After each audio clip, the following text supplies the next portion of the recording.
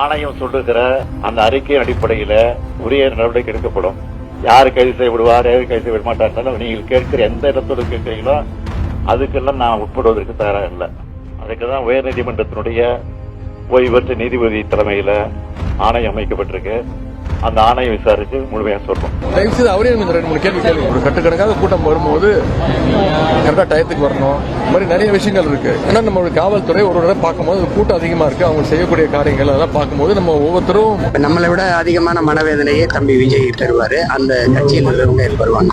எதிர்பாராம நடந்த ஒரு விபத்து தான் அது திட்டமிட்டு யாரும் செய்யறது இல்லைல்ல. எதிர்பாராம நடந்த விபத்து.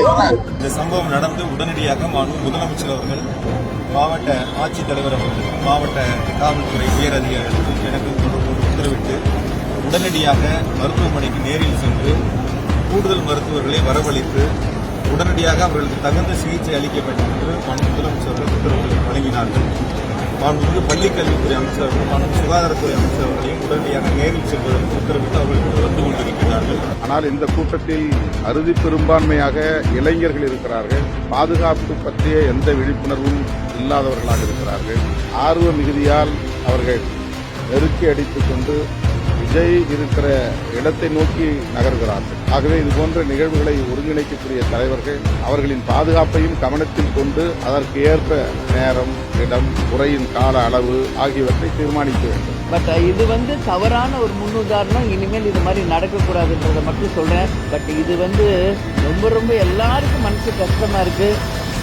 குழந்தைங்கள்ல இருந்து இளைஞர்கள், பெண்கள் எல்லாம் இறந்து இருக்காங்க. அதாவது நேற்று 2 இடங்களில் நம்முடைய தவிக தலைவர் பேசுவதாட்டு காவல்துறை அனுமதி பெற்று ஏற்பாடு செய்யப்பட்டிருந்தது. முதல் இடத்தில் காலை 8:45 ஒரு முதல் இடத்திலும், 2வது இடத்தில் 12 மணிக்கும் வருவதாட்டு தான் ஷெட்யூல். எல்லாரும் பத்திரிகை பேப்பர்கள் அப்படிதான் பார்த்தோம். தவிக தலைவர் என்ன காரணமோ தெரியல, இரவு அதிகாலை 8:30 மணிக்கு தான் சென்னையிலிருந்து திருச்சிக்கு தனி விமானத்தில் சென்றதா. எனக்கு தெரிஞ்சு அரசியல்வாதிகள் அப்படின்னு சொன்னா காலைல 8:45 நிகழ்ச்சின்னா முதல் நாளே அந்த ஊர்லயே தங்குவாங்க, அல்லது திருச்சிலையா பக்கத்துல தங்கி உட்கார்ந்துட்டு அப்படி அந்த டைமுக்கு வருவாங்க. அவங்களுக்கு என்ன காரணம் என்னன்னு எனக்கு அது சொல்ல தெரியல.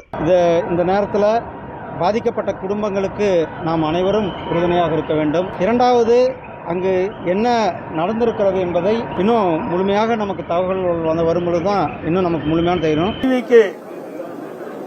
கூட்டம் அறிவிக்கப்பட்டு அந்த கூட்டம் நடைபெறுகின்ற பொழுது முன்னெச்சரிக்கை நடவடிக்கை எடுக்கப்பட்டிருக்கிறது.